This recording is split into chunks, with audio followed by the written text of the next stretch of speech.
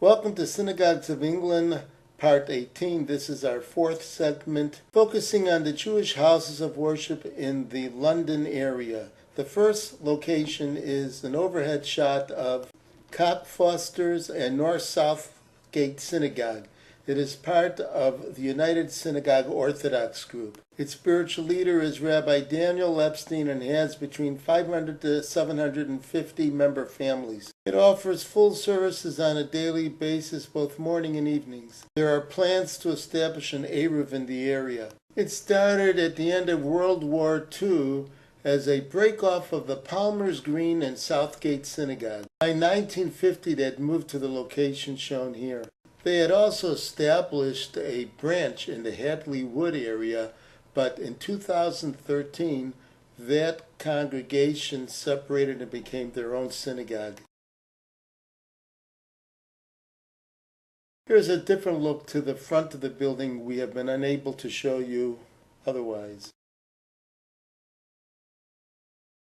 Our next stop is called the Congregation at Jacob's Synagogue, also known as Chever Yisrael Ubiker Cholim and Stetziver Synagogue. It's located in the east end of London and is one of only 3 synagogues still there, and it was started in 1903. The people who started it came from Polish, Lithuanian, and Russian communities of places such as Stetziver, Kalisz, and Vikaviskis. The building shown here was established in 1921. There are no weekday services unless there is a major holiday at that time. Otherwise, it's Friday evening and Saturday morning Shabbat services.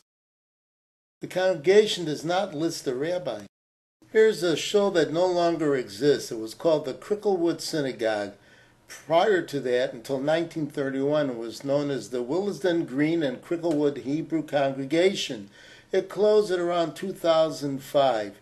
The congregation started in the early to mid-1920s, and it was the Orthodox persuasion. We're coming to a close-up of the Croydon Synagogue, which was founded in 1908 and is also Orthodox. It's located in the South London area.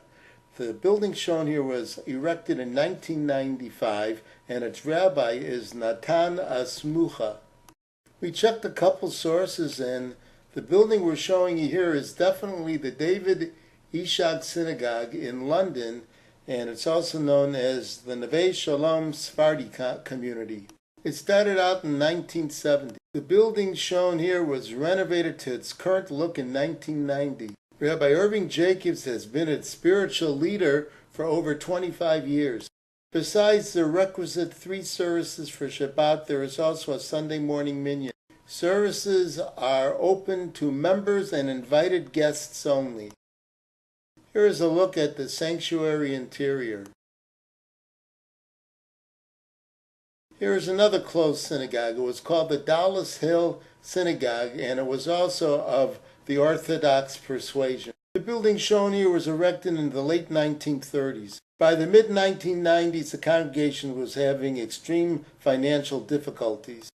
The building was subsequently sold to a Jewish day school called the Torah Tamima Primary School. The congregation then rented space in the building to continue its services, but by 2011, with a dwindling and aging membership, the congregation folded. One bit of trivia. After Jewish freedom fighters kidnapped British troops and whipped them in 1947 in Palestine, outraged locals in the area vandalized the building.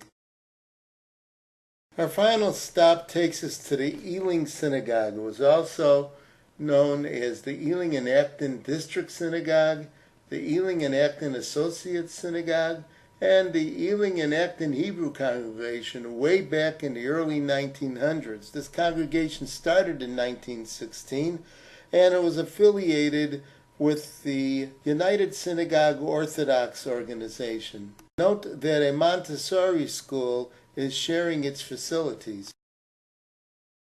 If the information we have is correct, Hershey Vogel is its rabbi, and he is ordained Lubavitch, and we believe that there may have been a merger with the local Lubavitch organization. This concludes our tour in this segment, but there are still many more Jewish houses of worship to check out in London. So bye for now and see you soon.